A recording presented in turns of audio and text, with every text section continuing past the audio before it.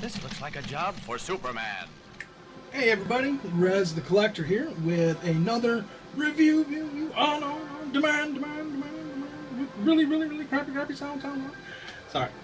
So this is a review on demand. This review was requested by subscriber and Facebook friend Stevie Shields. He wants a good look at the first appearance Superman figure. Now, I actually don't own the single carded version, and I already told him what the differences are, but for you viewers, the differences between this figure, which comes from the Superman Through the Ages 4-pack, and the single carded version are the cape. The 4-pack, which I have here, comes with a rubber cape, whereas the single carded version comes with a cloth cape, and the face sculpt is different. The single carded, he has open eyes, eyebrows are a little bit different, whereas this has more of the Fleischer look with the just straight black lines for eyes. The rest of the figure, though, the body buck is identical, so this should at least give you a good idea, Stevie, of what you'd be getting. Of course, like I said, this is the rubberized cape, but we can take a look here under the cape. We've just got the good old royal blue with the straight yellow belt. This figure only does have 2 of the red belt loops, and that's at the front. Otherwise, it's just straight yellow all the way around. I'm assuming the head on the other figure is going to be a ball joint as well. He's got a really nice ball jointed head. You can get some decent posing. More seems to this side and this side. He just kind of wants to stay straight if you try to tilt him that way, but he goes really far back and decently down. He does have does he have ball jointed shoulders? No, I think he might just be, I want to rip off his arms, so he might just be an up and downer. Yeah, I don't want to accidentally tear off his arm. No, this side, he does obviously have ball jointed shoulders, but I don't accidentally want to tear the arms off of mine. So I'm not going to mess with those too much. Now, as you can see, the body buck is a very basic muscular structure. It's not overly muscled like we would see say with like the McGinnis version of Superman, where every single muscle is accented. This Superman is before the wide use of roids, basically, before we got guys who looked like they were chiseled out of granite, like say the Arnold Schwarzeneggers, or the Rocks. These guys that were like overly like deformed muscled. The basic premise of Superman and the original superheroes, and the reason that they ended up with, like, say, the underwear, was they were based off of circus or sideshow strongmen, and this is the kind of things that strongmen wore. They would wear like leotards with the underwear, or sometimes just the underwear itself. But that's where they got the basic premise, the basic superhero look, was those strongmen. So that's how we ended up with the underwear on just about every character that came out, with the exception of course, a few, such as like the Flash and things like that. But that's where we got it. That's where it stayed until, the 1938 when Superman debuted, until 2011 when DC redid everything and came out with the New 52 and did away with underwear. Hopefully not in general. Hopefully they got it under the costume. Don't want to think they're freeballing or anything, but outside underwear. So that's basically where we got that. It's also the reason why we've got a little bit of a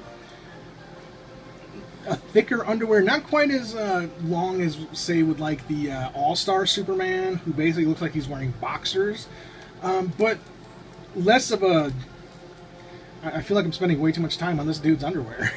Less of like a bikini, so I'm stepping there. The shield. I really love the shield on this figure. It is just a straight triangle with an S in there. the first few issues of Superman, they really switched up the S quite a bit. It went from like this just triangle to one that looked more like a police badge shield, and then finally to the standard diamond shape that we know and love today. But I do love this original representation of the shield. It's got very nice placement on the chest. It's not overly large.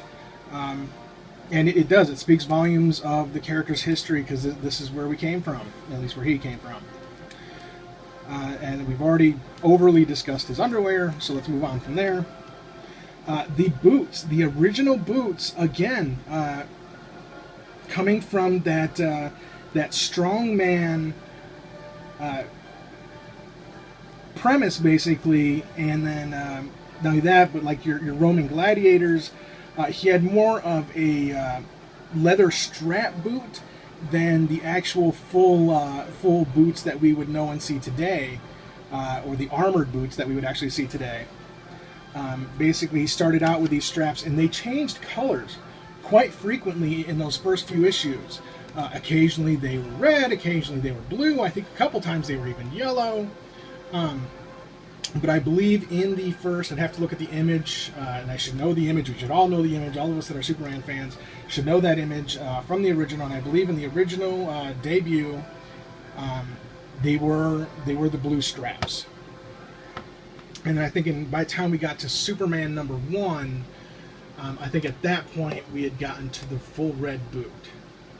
But in Action Comics, we did have the blue straps on him.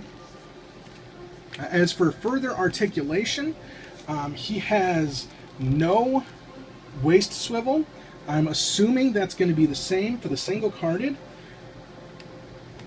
He does, of course, have back and forth with the legs. Very nice back and forth with that. Sorry about bumping the camera there, guys. So we've got good leg movement there. His leg's a little loose. We've got knee. We've got good knee movement there. And thankfully, because his leg is a little loose, we don't have the added problem of ankleitis, as he has no ankle rockers on here. Overall, out of the 4-pack of these the figures, it's really hard for me to rank them. For me, my favorite figure out of the set is the John Bryan figure. Hopefully I'm saying his last name correctly. Which was basically the Superman that we got starting after Crisis on Infinite Earths. He had the bigger S, he was a larger guy, and vastly depowered. I really like that figure. It's the Alex Ross body style, and then I have two of them. So one of them, he's got a weird like raised eyebrow that a lot of people don't like, so I altered one of mine so his eyebrow is straight. And then honestly, the next two are going to be a tie between this first appearance and the Jim Lee. And then lastly, though, while still an awesome figure, is the robot Superman from this set.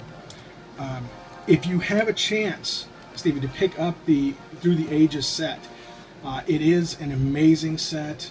I know that you might just be looking for this guy, but if you get the chance, you can find it for a decent price here in the States. I'm not real sure. I think you're over in the UK. Not real sure how easy or what the price would be over in the UK.